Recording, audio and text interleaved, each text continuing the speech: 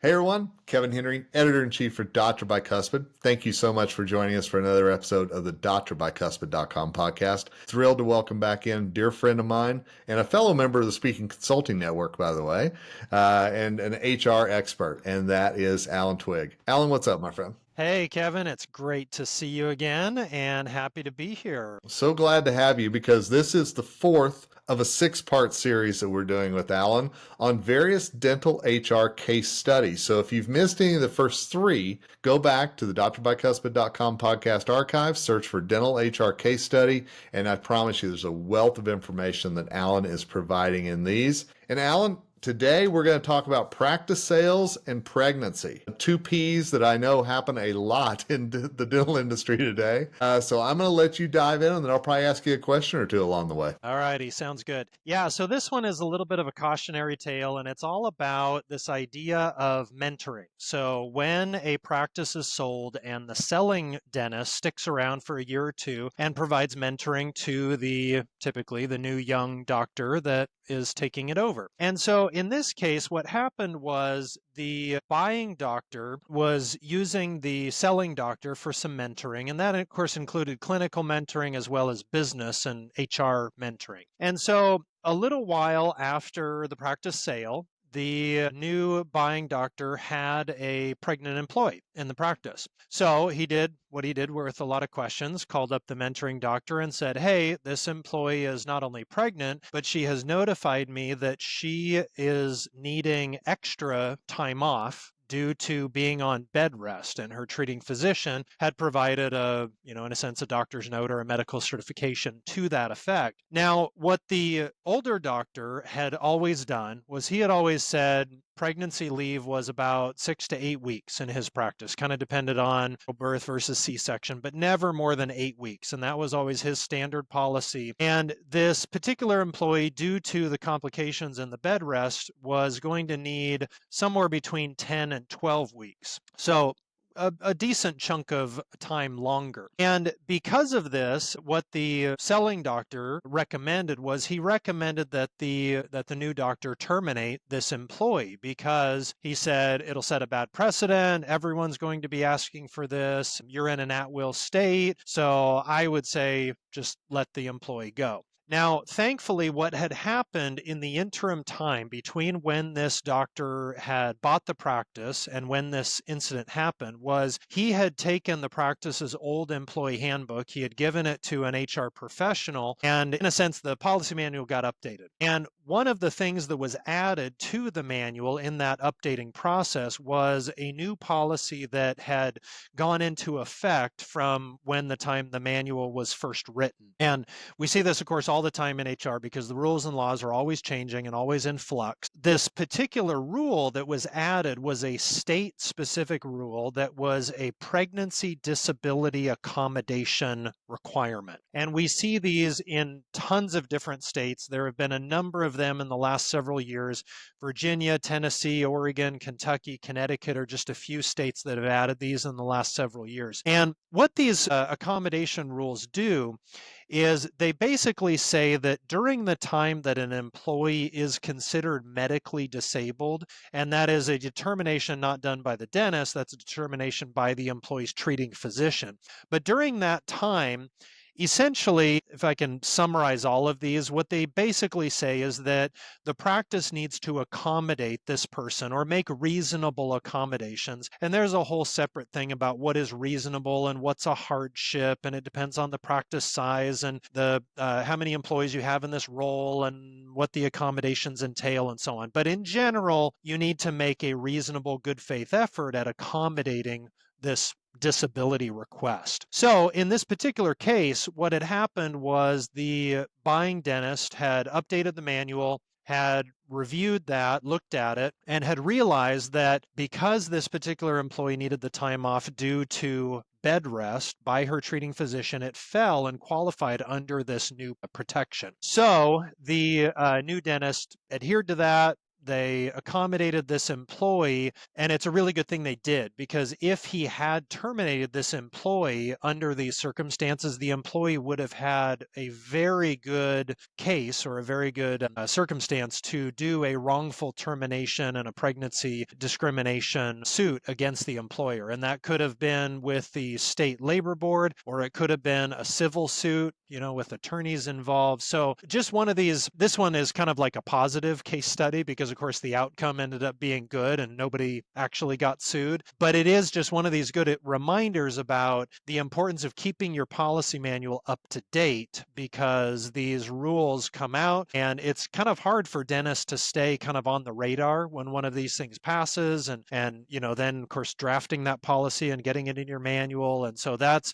is a very difficult thing for someone to do themselves. Even if you have an office manager, having them, try to find out about these and then write their own policy and navigate the law, it's tricky. So it's a good thing that the dentist did this, because it definitely avoided a lot of potential pain. I'm glad you brought that up, because that was going to be the question I asked you was, should dentists be updating the policy manual on their own? Is there a cautionary tale in doing that in and of itself? So dentists, in terms of updates, there's a couple of kinds of updates. So let's say you're modifying your vacation policy, or you feel like your cell phone policy is a little too loose and you want to tighten it up a little bit. In general, things like that, I think, are for the most part fine for folks to be updating and thinking about. There are certainly some caveats, and there are some things that people need to know about with some of those things. There are certainly protections around social media usage, free speech. There are things to be aware of there. There may be some issues with changing benefits and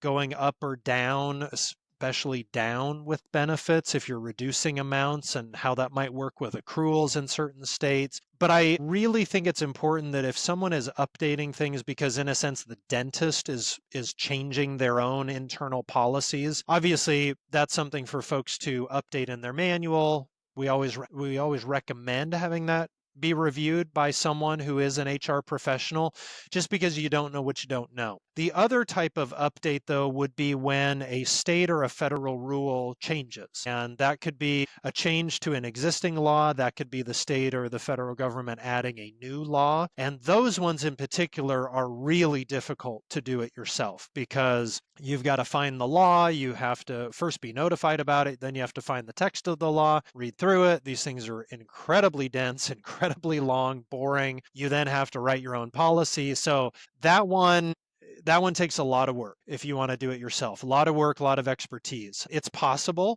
Some offices, bigger offices, may have an HR person that is really well trained, certified, and so on. But a lot of the smaller practices, there's just nobody on the team that really has that level of expertise. And I will say that working with an HR company that specializes in dental, like us or someone else, it is incredibly cost effective to have those ongoing updates. It's not thousands and thousands of dollars a year. It's very, very reasonable. And it's just, it's a massive time saver for folks out there. So yeah, a couple different ways of doing that. And I love the thought of ongoing updates, because we know how quickly things can change, and how that if you're focused on dentistry, you may not be focused on the legislative side of things that's going on in your state. Is there a rule? Is there anything that you would suggest as far as, if you haven't updated something, your handbook, your policies in X amount of time, how long should lapse before you do updates? Is that an annual thing, or what do you suggest in terms of timing? It's a hard one, because it varies widely from state to state. So, like, for example, California, we send out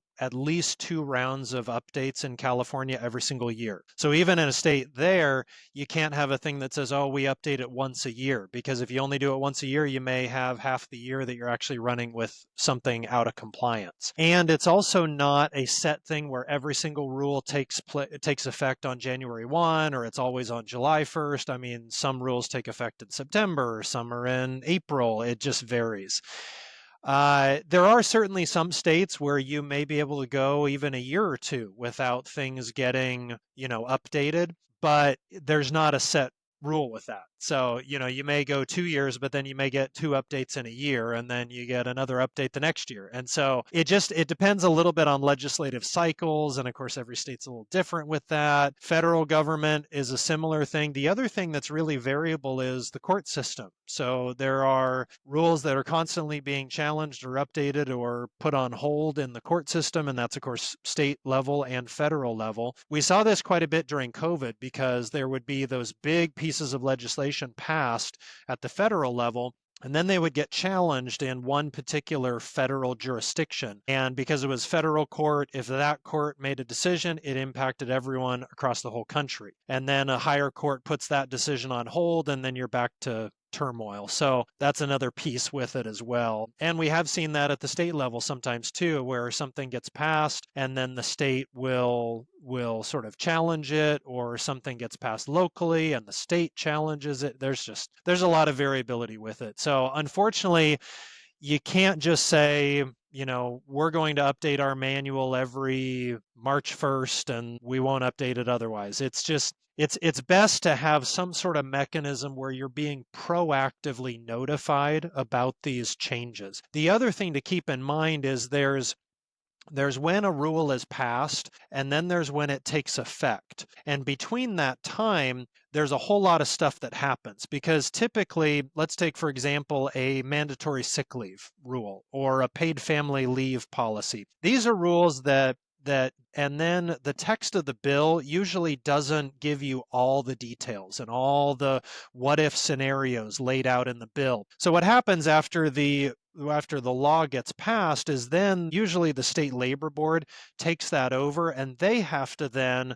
come up with all of those other details that weren't in the original bill. What happens with this? What if there's what happens if someone quits and then they're rehired? How do doctors' notes work? There's just a lot of those details that in some cases the state legislature just doesn't think about, and they don't consider. And so, especially with something like sick leave, let's say a practice is doing PTO. Well, the sick leave now is going to impact your PTO. And so there's a whole lot of discussion and thinking, and how are we going to modify things? And are we going to go with this method or that method? Or what about calendar year versus anniversary year, hours versus days versus weeks? There's all these variables that you need to work out ahead of time before the law actually takes effect, so that you're not scrambling at the last minute. And so again, that's one of those where you kind of need to be notified about it ahead of time, so you have time to get all your ducks in a row before it takes effect. So again, just lots of variables with it. Lots of variables. Wow. And it just reminds me how important it is to have an expert on your side. And that's why I'm so glad that we have Alan and Bent Erickson on this podcast, just giving you a little taste of some of the things that you've got to be watching out for in your practice, as well as staying on top of. So, Alan, where do they learn more about Ben Erickson? And make sure you tell them about your podcast as well. Yeah, sure. So folks can learn about us at our website. It's benterickson.com. You can also reach out to us at our 800 number. And then, we do have a podcast now. It's called the Dental HR Podcast. We've been doing that for a little while. And we did an episode kind of early on that was all about compliance and sort of the basics of HR compliance, touched on some of the things that we touched on today. And with that, we just cover all kinds of different topics in the HR realm, everything through the whole employee life cycle. So folks want to check that out. We're on Apple and Spotify and all the places. So definitely a good resource for folks, and some good HR 101 kind of training stuff in there. Absolutely agree with that. And hey, the good thing is, if you're reading this on Dr. Bicuspid or watching it on Dr. Bicuspid, then we got all this in the article, all the links that you need to the podcast, to Bent Erickson, to whatever it might be to get in touch to learn more. If you're listening to this on drbicuspid.com through the podcast network, then check the show notes, because all the links are right there as well. So, Alan, thanks again for the time, man. I really do appreciate it. Yeah, you bet, Kevin. Always a pleasure. Happy to help. Same. Appreciate you. And thanks to all of you who've listened to this episode. We want to make sure that we are informing you and making sure that your practice is running smoothly, not only at a clinical level, but on a business level as well. Till next time, it's Kevin Henry, Editor-in-Chief for Dr. Bicuspid, signing off. And as always, wishing you nothing but success ahead.